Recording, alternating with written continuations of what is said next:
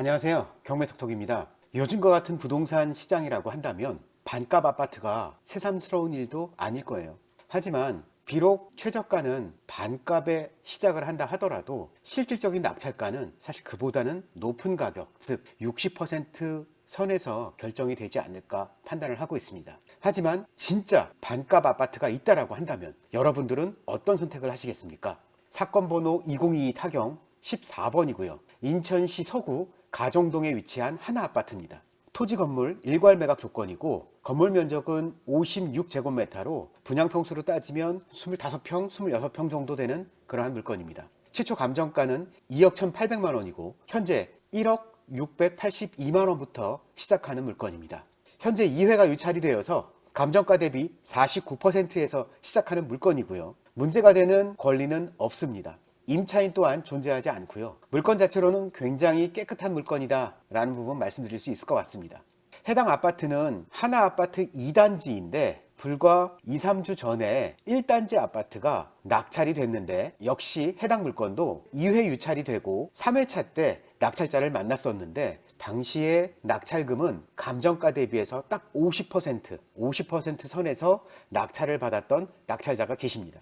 본 물건 역시 매매 실거래가는 2억 원까지 찍었다가 최근에는 소강 상태를 보이는 그러한 상황이고요. 하지만 본 물건 같은 경우는 5년 전 혹은 10년 전에도 매매가가 1억 2천에서 1억 4천만 원을 오가는 박스권을 형성을 하는 그런 물건이라서 예를 들어서 최저가 부근에 낙찰을 받는다라고 한다면 어느 정도 안전마진을 확보함과 동시에 향후에 일정 정도의 수익을 노려볼 수 있는 그러한 물건이 아닐까 판단을 하고 있습니다. 사건 조금 더 살펴보도록 하겠습니다. 먼저 임차인 현황입니다.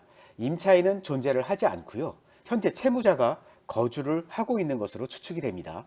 등기부 현황입니다. 보시는 것처럼 최초의 말소 기준 권리인 근저당 외에는 이후의 권리는 모두 말소가 되기 때문에 딱히 문제가 될 건 없습니다. 그런데 4번 항목 보시면 가압류권으로 표기된 인천신용보증재단에 채권이 있는 걸로 봐서는 해당 채무자는 아마도 소상공인이 아닐까 판단을 해볼 수 있을 것 같고요. 사업자라고 한다면 검토를 해야 될 사항이 있는데 그 부분은 임금채권과 관련한 부분입니다. 그렇지만 본 사건은 임차인이 없는 상황이기 때문에 낙찰금 전액이 전부 다 채권자에 배분되는 상황이기 때문에 역시나 임금채권이 존재한다 하더라도 낙찰금 범위 이내에서 충분히 해결될 사항으로 보이기 때문에 그 부분 역시 크게 고려하지 않으셔도 될 것 같습니다. 자, 그렇다고 하면 본 물건은 권리상으로 전혀 문제가 없는 그러한 깨끗한 물건이라는 것 다시 한번 확인을 해볼 수 있었고, 그렇다고 하면 문제는 앞으로 부동산 시장이 지속적인 하락을 거쳐서 예를 들면 선호도가 떨어지는 지역, 즉 구축 아파트나 혹은 비선호 지역에 있는 나홀로 아파트 혹은 주거 환경이 좋지 못한 그런 아파트들 같은 경우는 그 하락의 속도가 조금 더 빠를 수밖에 없을 텐데 그 하락의 폭이 어디까지가 바닥 지점이냐, 이 부분들만 면밀하게 검토를 하시고 나면 본 물건에 대해서 어느 정도 접근이 가능하지 않을까 판단을 하고 있습니다.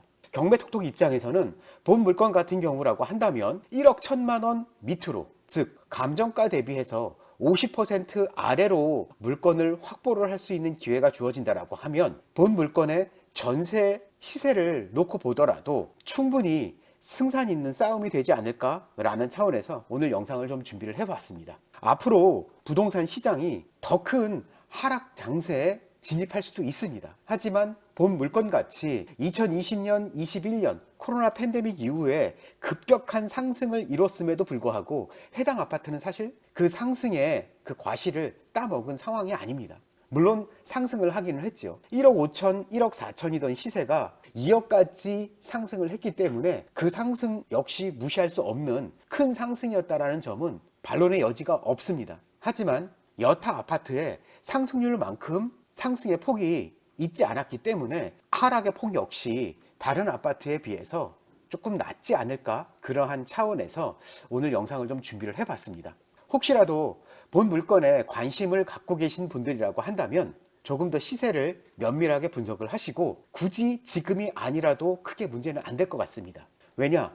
앞으로 2회 유찰은 굉장히 많은 물건들에서 나타날 수 있는 그러한 현상들이기 때문에 굳이 이 물건 내가 이번에 꼭 잡아야겠다, 그렇게 조급하게 판단하시지 마시고 앞으로 굉장히 많은 기회가 주어질 거다 확신을 하고 있기 때문에 급하지 않다라고 한다면 조금 더 여유 있게 접근하셔도 좋고, 본 물건과 같은 경우라고 한다면 49% 최저가에 근접한 가격이라고 한다면 충분히 도전을 해볼 만한 물건이다 라고 판단을 하고 있습니다. 자, 오늘 준비한 영상은 여기까지입니다. 시청 감사드리고 영상이 도움이 되셨다라고 한다면 좋아요와 구독 부탁드리겠습니다. 감사합니다.